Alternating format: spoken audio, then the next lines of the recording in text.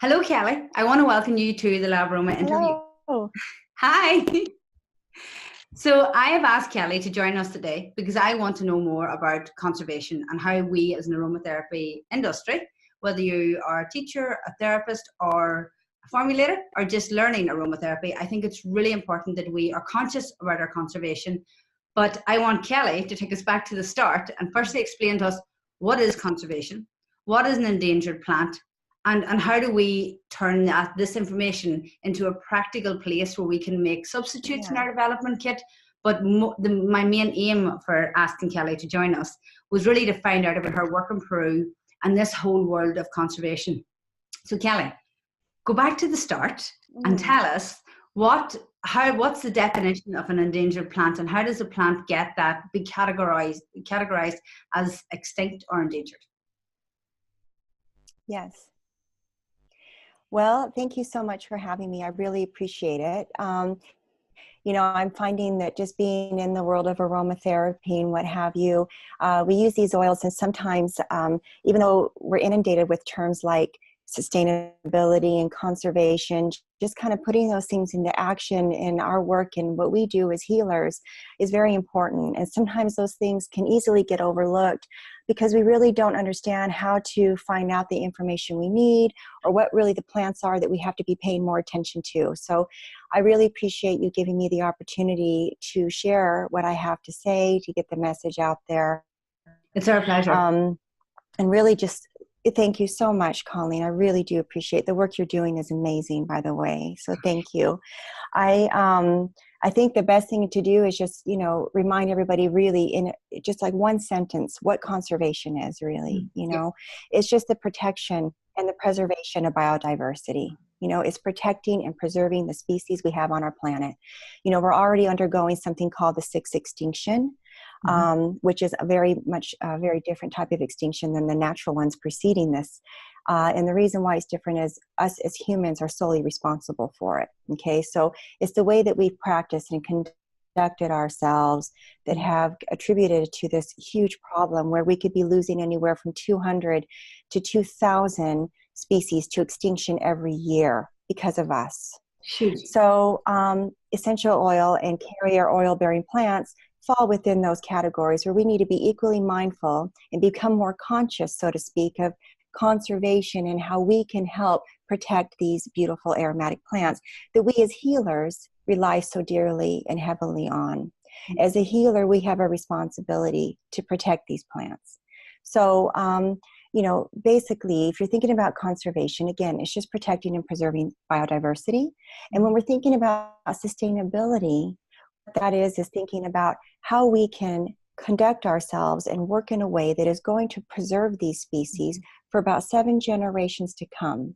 So in years, you know, that really translates to about 140 years. So when you're out there and you're conducting in yourself in business and you're buying different oils and you're thinking about things, make those decisions based with 140 years or 7 generations into the future, how that's going to affect those plants. That's a really interesting way to look at it. So I've done a lot of research. Yeah, that's kind of, you know, wow, you know, oh, my kids, you know, you think generationally like that, and it kind of just, there's more of an impact or more of a, you can kind of take a personal standpoint with that, which is very important because when you lose that personal connection, it's hard to kind of stay committed to the goal. It becomes overwhelming, or, you know, you just need to have that passion, and that comes from a personal relationship with it, as we have with these plants. So, you know, there's about 400 and maybe 20 essential oil and carrier oil plants that I have actually done a lot of research on, where I'm looking at about 22 of them are considered threatened. So you were asking, well, what constitutes a threatened plant, you know? So there's an organization called the IUCN, which just stands for the International Union for Conservation of Nature and Natural Resources. And they've been for at least 50 years now, implementing very strict criteria to categorize a threatened plant. So it could be that a certain percentage of these plant species are already lost, or a certain percentage has been predicted to decline in the next 10, 15, 20 years. It could be the actual number of wild species in the wild right now. For example, a critically endangered species would have less than 250 mature wild species, wild adults left, so to speak. So it normally is just any one of those criteria, but there's multiple criteria the IUCN uses to determine that. So a threatened species. Do you have an example of of a plant that's critically endangered at the minute that only has 240 left? 250 less, at least. Well, it could be that there's less than 250 mature adults, or it could be that more than 80% of the species has already declined. And an example of that is spikenard. Okay. So, yeah, spikenard that's a huge issue, because actually cultivating the plant is very difficult to do. It grows at very high altitudes, and there's been a very low success rate in actually creating a sustainable population of plants that you can actually get and source essential oil from ethically. So that's a real problem. And that is also CITES protected. And we can talk a little more about that as well. But that is a critically endangered plant. So a threatened plant will fall under one of three categories, okay? And sometimes multiple categories, but it will only be one of three or two of three. Critically endangered, endangered, or vulnerable. Okay. Any one of those categories is considered a threatened plant. Okay. So, for example, if you're looking at endangered species, rosewood, Amoeba rosadora, one of the most fragrant trees on the planet, is endangered, and that's the work that I work on directly with those trees in Peru. And if you're thinking about more of a vulnerable species, let me just think of one that maybe more people know about, because those are a little less recognizable. But I get, if you were sweet almond, actually, if you think about sweet almond, we use sweet almond all the time. Yes. Yeah. But this is a really good example of these particular species are assessed in different countries all over the world. So sweet almond is actually a vulnerable species, but that's just in Pakistan. Okay. So if somebody's sourcing sweet almond oil, then they probably want to be very careful about purchasing that if it's been sourced in Pakistan. But sweet almond oil in other countries might be okay. Exactly. So, what I've done is I've compiled a list of all the different countries. You can visit my website and see which of these plants are threatened, which are near threatened, meaning there's some sort of conservation or some sort of initiative put in place where they're being protected and kept from being threatened category. But those often you have to pay more attention to.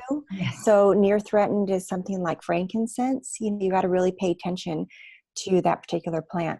Now, if you look on the IUCN website, which I was just talking to you, this organization that actually classifies these plants, one can use the Latin name to do a search, a simple search, and it will come up with the status of that plant.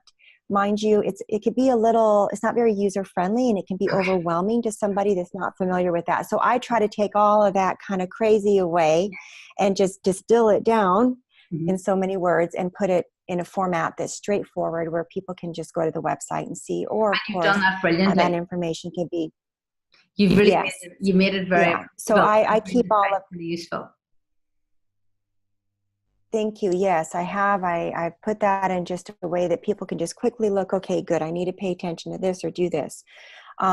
So those are kind of, there's different criteria, but that's it in a nutshell.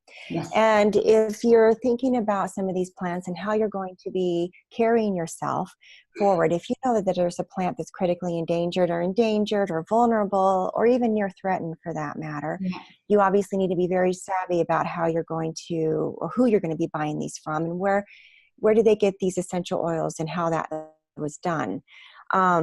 So that is where also something like CITES plays a very important role. CITES is just the Convention on International Trade of Endangered wild flora and fauna. Okay. Okay. So anything that is CITES protected, what that is it's just protecting that threatened plant, or sometimes in many cases non-threatened plants, from being traded in a fashion that's actually not going to affect their overall survival rate. Okay. So so you can have a threatened species, for example, like spikenard, which is critically endangered, classified as such by the IUCN, also protected by CITES. Okay. So it's a double whammy, and the same goes within rosewood. Okay.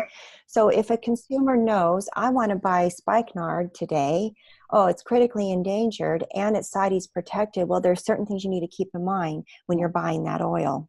So that's kind of what I want to talk about. Yeah. So Kelly, just interrupt. Sorry. So CITES, I'm aware of CITES, that I know it exists and I know its purpose in life. CITES is where I normally would go to see what my conservation status is of some of the oils that I'm considering to use in a commercial formula. Because if it's anywhere near, if CITES speak of it at all, my personal rule is I won't put it in a commercial product, because the sourcing becomes too big a job.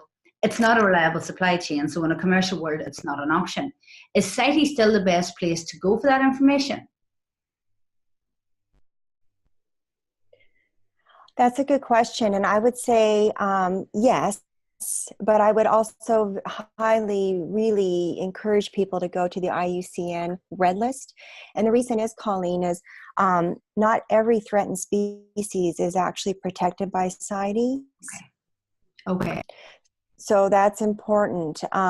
So there, I would say in combination the two, then I think feel that you have most of your bases covered. There is also something called the GFRA, which is called, the acronym is the Global Forest Resource Assessment, GFRA. And what that is countries on their own will have people go out and just survey the trees in their country.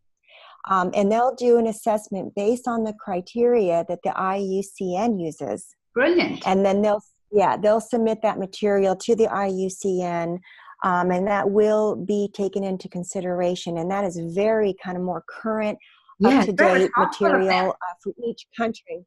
Yeah.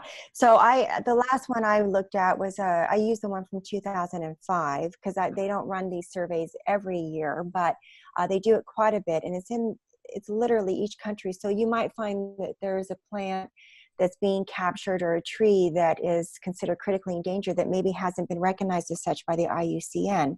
And maybe CITES doesn't even recognize it as having to be trade protected. So those, I would say, three are kind of the best. I know that triangle would be very good in capturing what you need to know. Those to this. Yeah.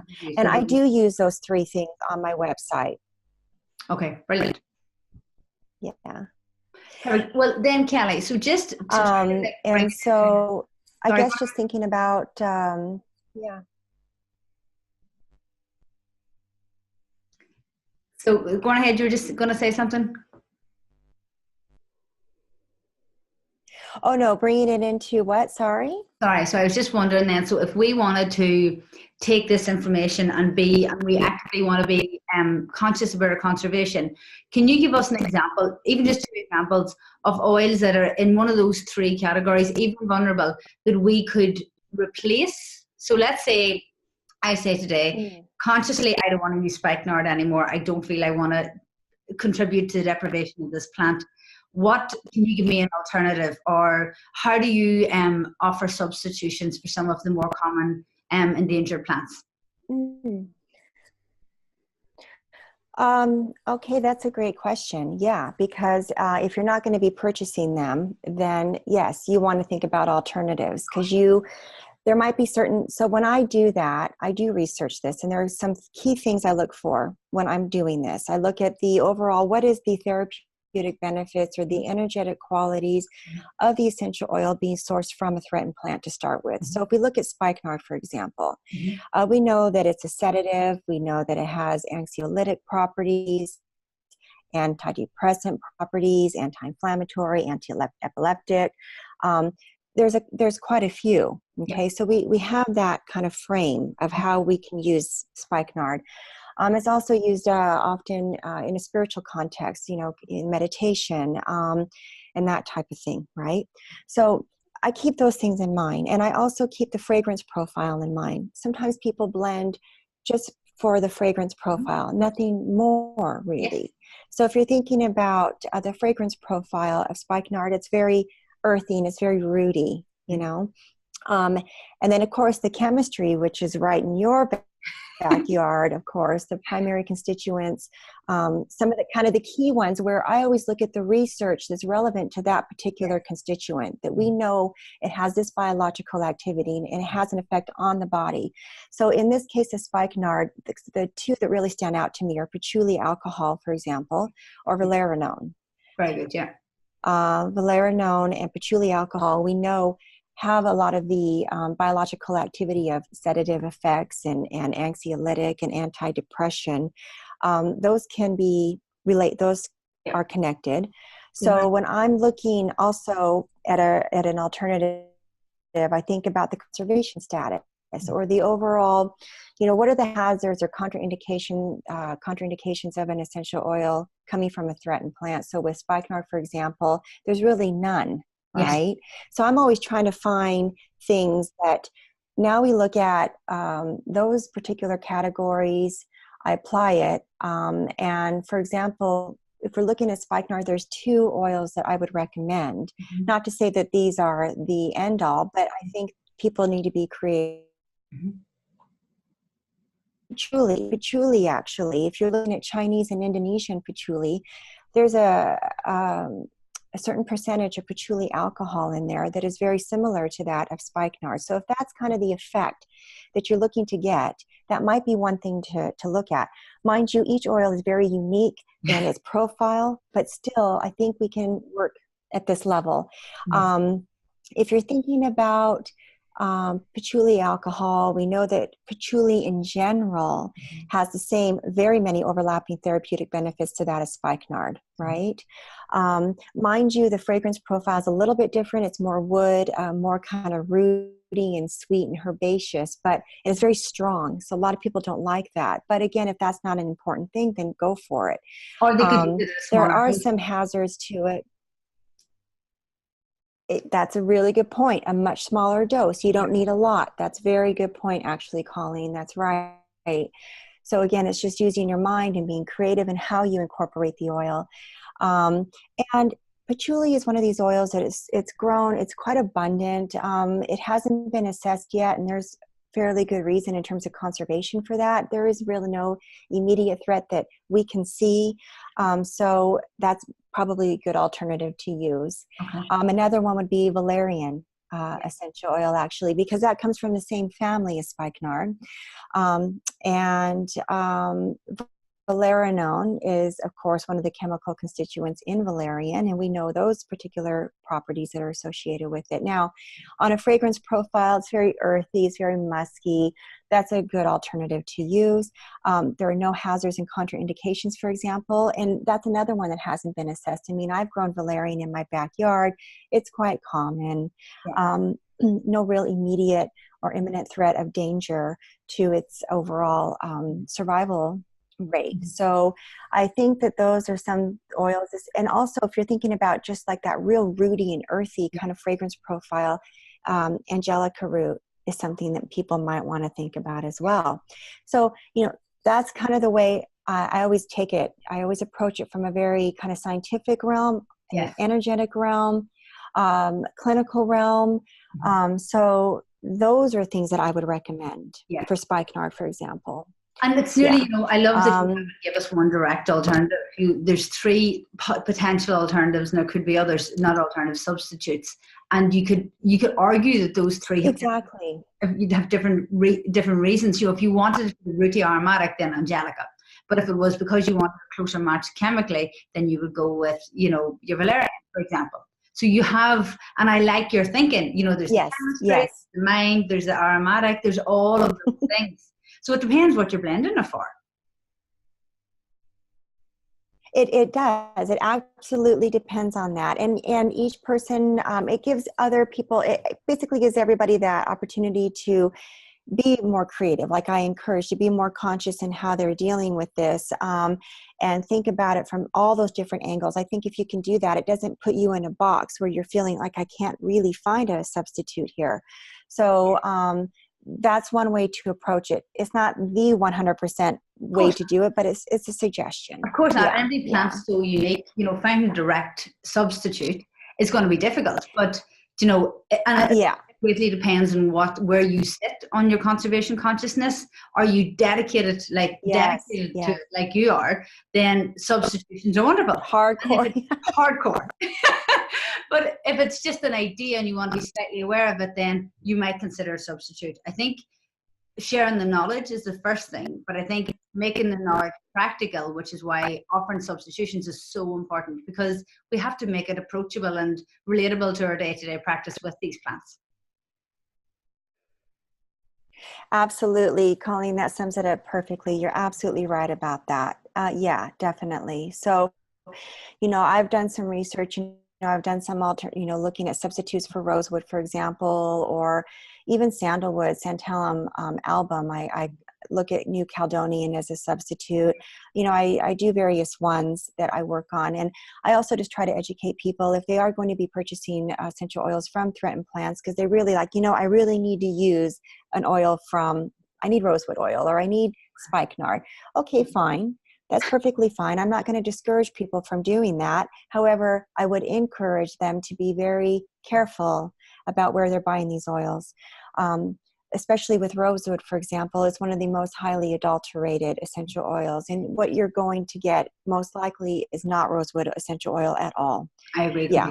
So it's asking the right questions. Yeah. It's asking the right questions. It's making sure that if you are going to be going down that path, that you're dealing with retailers or distillers who are sourcing their plants in an ethical way.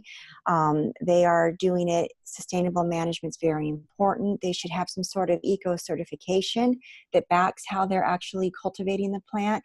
Are they, quality control should be transparent at all levels. Mm-hmm. There should be sustainable harvesting in place. There should be soil management, replanting, regeneration of the plants. You need to have, collaboration with biologists and chemical ecologists and all these geneticists and what have you to really demonstrate that measures are being put into place, that they are in fact doing what they can do to not only conserve the plant, mm-hmm. but to distill the oil in an ethical fashion and give it to the consumer. So mm-hmm. that's very important. Further, if that particular plant is CITES protected, that particular retailer should in fact have a CITES permit to show you, or they should have had proof of it when they got it from the actual exporter. Yes. Any sort of CITES protected plant does need an export permit to be transferred, or to be exported right out of the country. Yeah. Yeah. So if they don't have that, then forget it. So I worked with organizations who had the rosewood oil, for example, and they have an eco certification on the other end. Say, for example, in Brazil, this tree's being grown in this fashion. That's fantastic. Was it exported with a CITES permit? Mm-hmm. The person I got it from said yes. Well, let's look at that. Paperwork? And 9 times out of 10, no, that's not the case at all. And so they've actually removed that from their shelves. Enfleurage in New York being one of them. Yes. So I have a lot of respect for them from doing that. Mm-hmm. So it's just having the knowledge. Yeah. So if you're going to buy it, you can do. Is the knowledge. Yes. The consciousness, right? The consciousness about what's going on here. Yeah. And the knowledge. So it sounds like as an aromatherapist buying these oils, we need to do a few things. We need to make sure we're buying either whether we're getting it from an aromatherapy company, like a distributor, or directly from the distiller or the source. We need a paperwork traced back to the field. It's like trace it back to the soil. We want to see the paperwork the whole way. And we need to see a CITES certificate for exportation if it is CITES listed, and if you still want to buy a CITES listed plant. Yeah, that is incredible summary, perfect summary, actually, Colleen. And the other thing I should touch on is also quality control at the, you know, essential oil, what you're getting, it's very difficult. Mess can only tell us so much. You need to run numerous tests to look at different types of adulterants if they're there. Depending on how much money you want to spend, that's quite possible. But I think that at the very least, the GCMS should be provided so you can, there's some sort of information. Okay, I've got, you know, this particular oil. That helps as well. So I think those are things that, you know, I think companies that make these public, like whether it's on their website or some email it automatically when you order from them. I think that has to become common, because we have to have that level of transparency in our plants to make sure that we know we're buying them consciously, sustainably, and you know, with good intention. Absolutely. And I think with that in mind, you know, we are acting in a way that's going to protect 7 generations into the future. It's going to help bring economy to, you know, your local communities and the people that are so attached to these plants in these different countries, where it's so important for their livelihood and their spirituality and their culture, you know, because it's not just loss of the plant or the medicine, it's loss of culture. You know, and that's what we see in Peru happening with the Shipibo that are losing their rosewood. So that brings they're losing part of their culture. Tell me about the work you're doing in Central Peru. I'm sorry, can you repeat that? Sorry, I said that brings me on perfectly. Tell me about the work you're doing in Central Peru and why you're going back. I know you're going back to deliver phase 3 of the big project. So tell us about the work in Central Peru. So in a nutshell, what it is cultivating rosewood alongside the Shipibo people. So they have a very specific way that they have planted the rosewood for, you know, how many hundreds or thousands of years for that matter. And it's to work with them on their land to ensure that they can, in fact, grow this plant and then it will be protected, and teaching them not only how to also distill rosewood, how to distill the rosewood. They themselves would be doing it, and then working with government officials to, in fact, ascertain and get a CITES certificate, so those oils can actually be exported legally. And of course, when one gets a CITES certificate, what that is also saying is that the government feels strongly that sustainable management techniques are meeting their level of, you know, what they put out there. So that is very important. So we're working on that level right now to get everything approved by government, make sure that the land is healthy and ready for the cultivation. It's taken a long time to, in fact, get the correct species that's endangered. There's one that comes very close to it, and it's really only through chemistry can you tell the difference between the two, and that took a long time. And so now I have it. And so the Shipibo, I work closely with the community of about 600 people, and I've taught the elders and the shamans aromatherapy. They are now using essential oils with the people who rely so heavily on natural medicine, plant medicine. That's their go-to instead of allopathic. So they really resonate with the essential oils. And mind you, not just human impact, but just natural things are changing in their environment. You know, they're not getting enough rain, or there's flooding. These things can actually take away their plant medicine. So essential oils are very important to them because they can use them when they don't have other plants available. So I go into the community, I teach aromatherapy, I bring them oils and replenish them. We're going in to look at the land, clear cut it, and we'll be growing, now that I have the right rosewood, those particular trees alongside other medicinal plants and very unique things to Peru that could very well have a home in North America, with the essential oils being used in aromatherapy or whatever context, you know, naturopathy or whatever it may be. Provide them with economic stability and growth. They're very impoverished communities. They need a lot of help. And this also preserves their culture in a way that really one of the only ways to do it. So for all these reasons, I'm going back to just continue the work that I've started. And they're lovely the Shipibo are, and they're very excited about this. And people are coming from even southern Peru to be a part of this. The Shipibo have come up.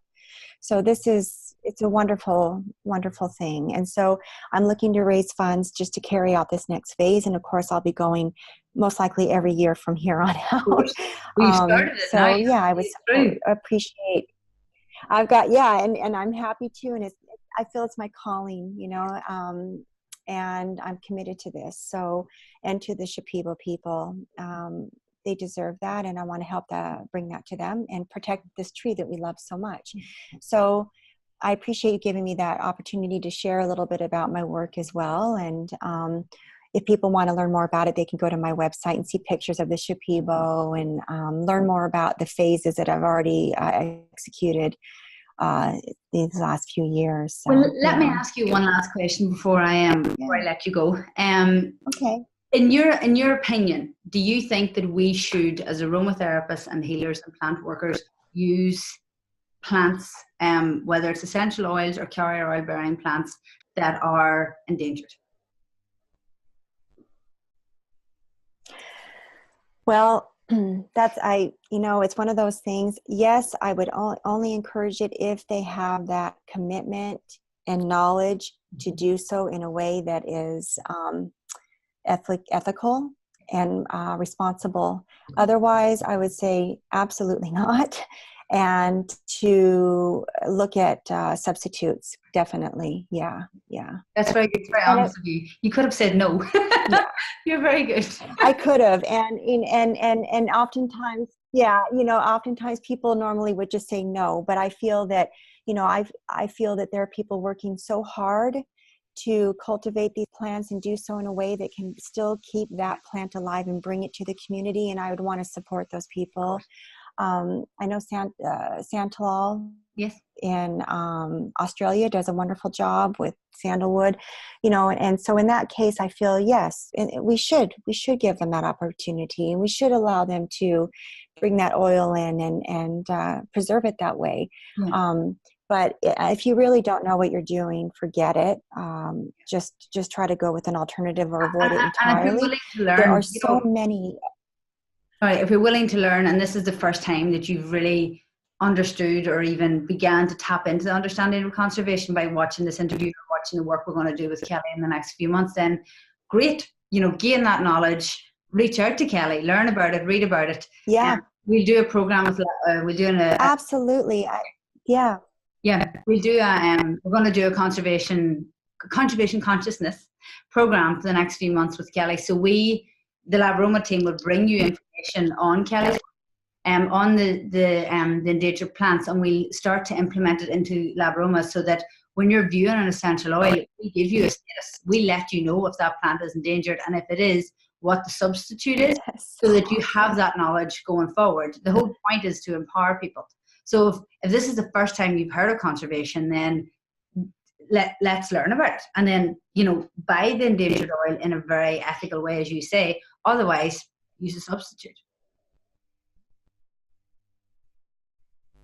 That is so wonderful, Colleen. And I love what you're doing, because this gives the opportunity. I was talking about that triangle, right? Yes. But then literally people using Labroma, boom, done. It just, that information is there. And that's wonderful, right? It just makes it even more easy, right? Yeah. So again, and you're bringing that consciousness back to something that's so incredibly, it's just we've all been a bit numb to it. So you're helping kind of bring that life back into the process and into the, just the real making a difference in this field. And, aromatherapy is just one field that uses these oils. As you well know, the cosmetic industry, the research industry, the fragrance industry with the rosewood oil. I mean, so I'm very, very happy that Labroma is doing this, and it's going to make a huge impact, and I'm really excited. So thank you so much for giving me the opportunity to share that and to... Yeah, we couldn't do it if you weren't doing your work. So it's Kenna, you're doing all the hard work, you're doing all the leg work. We're just helping share the knowledge. Well, that's what I care about. So thank you so much. Yeah, and of course, if anybody ever has any questions, I'm happy to help. All my information's on my website, and they can find me there. Yeah, we'll put all your links up on this post, and then all the posts we do about our conservation consciousness program. So Kelly, just before I let you go, when are you off to Peru? I'm going to be leaving on June 5th. Oh, very good, very good. Yeah. January 5th. So very, very soon. I'm sorry, January 5th. January 5th. Yeah, well, it was still a day. It was close.